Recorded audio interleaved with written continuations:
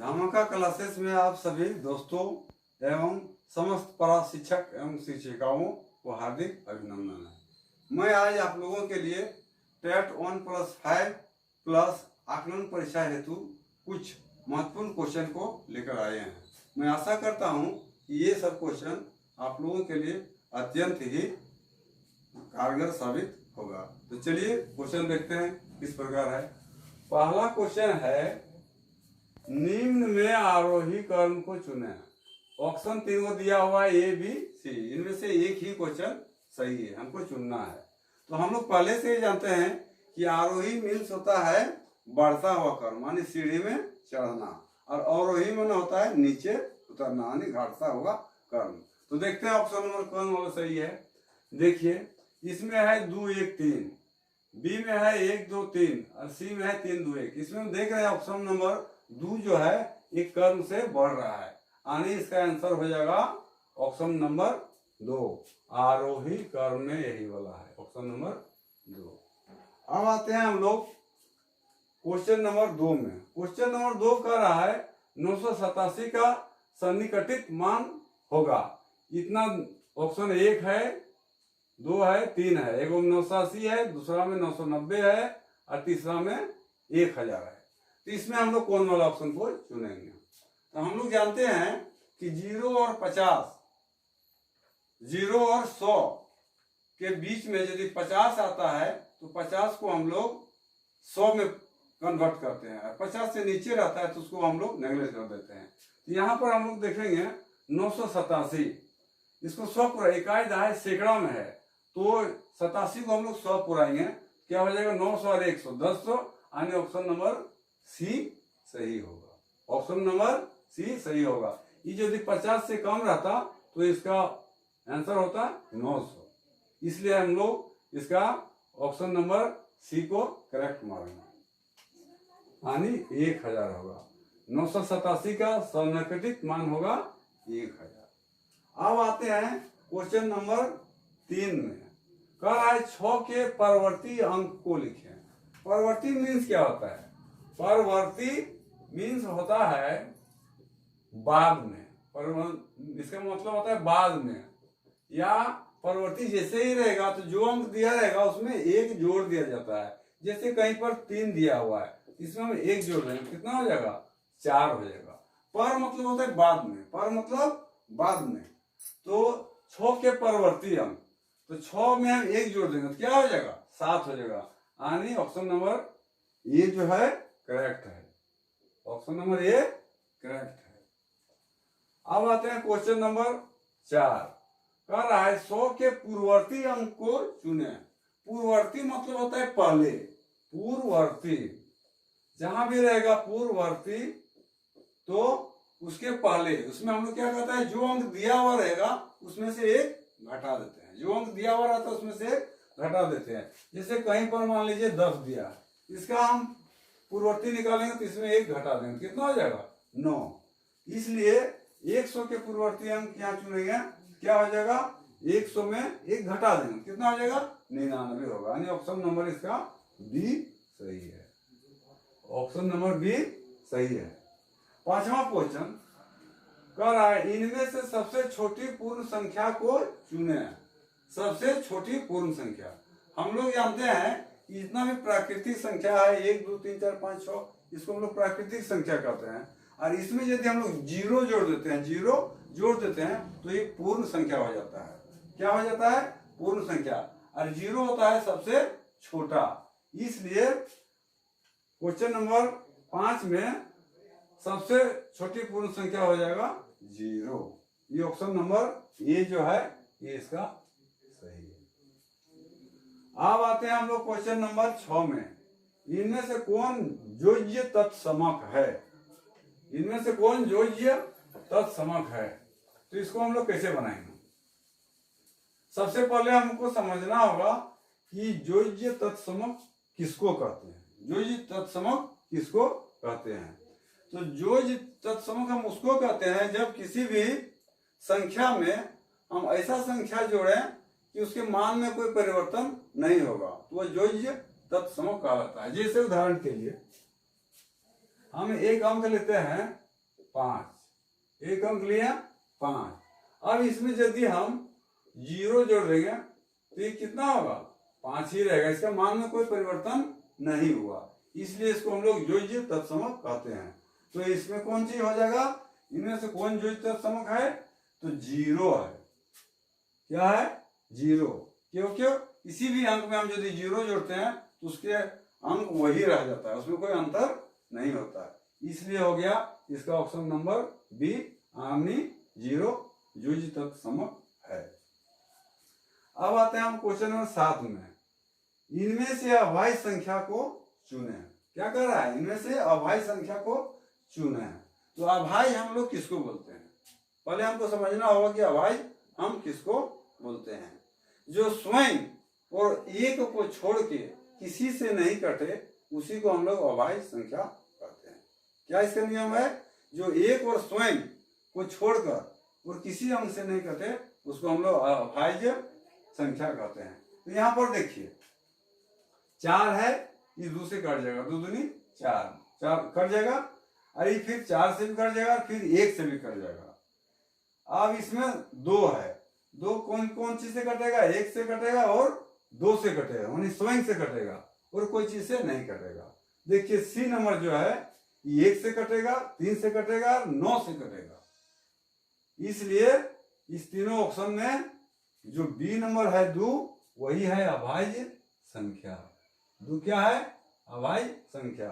लोग 2 को सम समझ के इसको अभाज्य नहीं समझते हैं, लेकिन ये गलत है, ये है 2 ही अभाज्य संख्या है। अब आते हैं क्वेश्चन नंबर 8 में। 8 में है 23 और 57 के बीच कितनी पूर्ण संख्या है।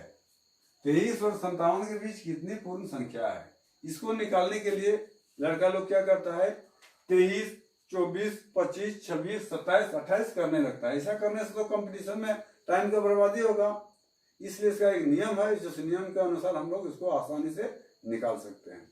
कोई लड़का क्या करता है, 57 में से 23 घटा देता है, तो उसका आंसर गलत हो जाता है।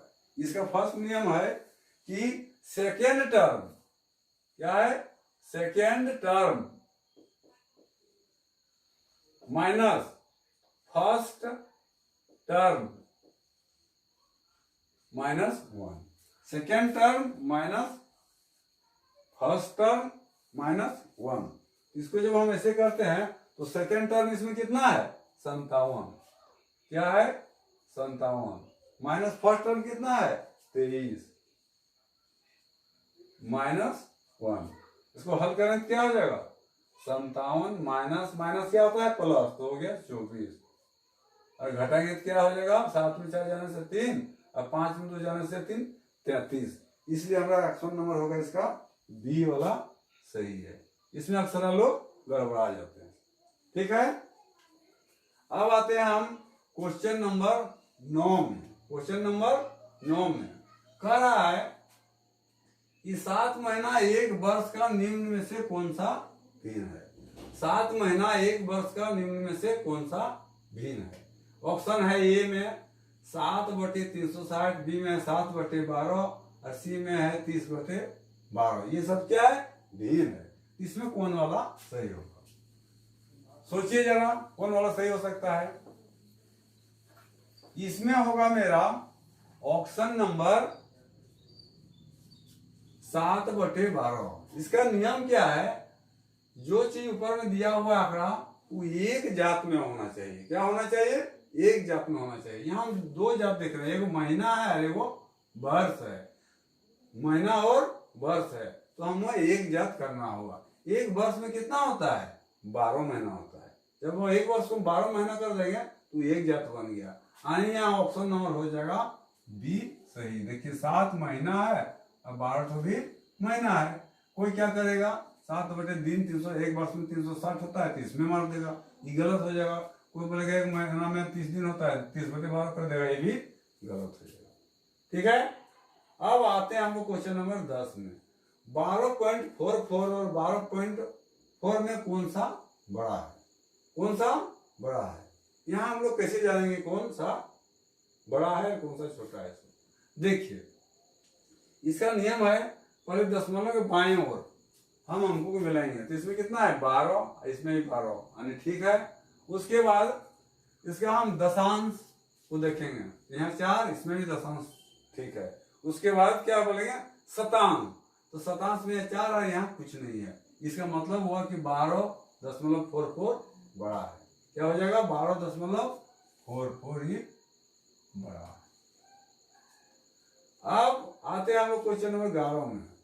कह रहा है एक न्यून कोण त्रिभुज में डैश कोणों का न्यून कोण होना आवश्यक है। एगो न्यून कोण त्रिभुज है, इसमें बोलता है कि डैश कोणों का न्यून कोण होना आवश्यक है। तो कई गो न्यून कोण रहना चाहिए। हम लोग जानते हैं कि न्यून कोण किसको बोलते हैं, 90 डिग्री से छोटे कोण को हम लोग न्यून कोण बोलते हैं। तो एक न्यून कोण में कितना हो जाएगा 1 2 3, कितना होना चाहिए 3 न्यून कोण होगा। क्या होगा 3 न्यून कोण होगा। यहाँ क्या भरा जाएगा 3, यानी ऑप्शन नंबर सी ठीक है। ऑप्शन नंबर ठीक है 3। अब क्वेश्चन नंबर 12, इसमें है एक किरण में डैश अंतः बिंदु होता है। एक किरण में डैश अंतः बिंदु होता है। तो हमको जानना होगा कि किरण किसको कहते हैं। देखिए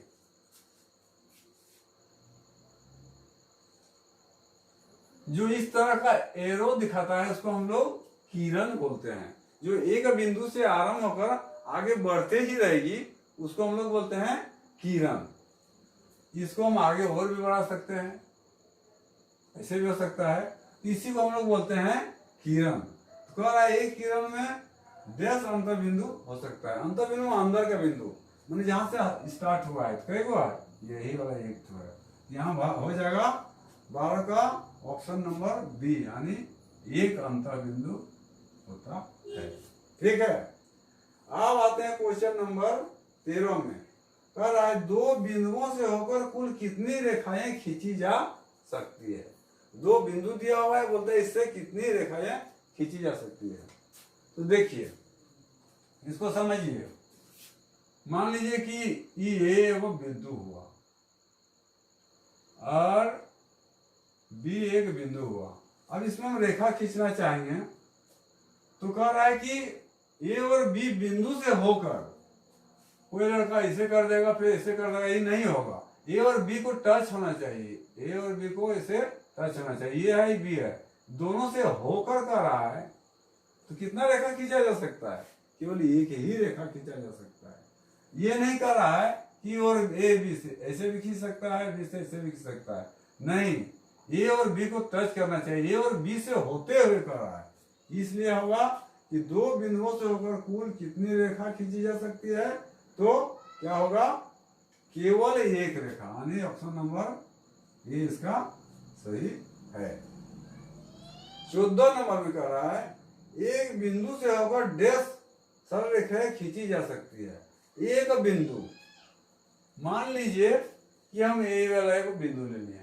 बिंदु इसी को कहते हैं। बिंदु किसको बोलते हैं, जिसका न तो लंबाई न चौड़ाई न मोटाई होता है।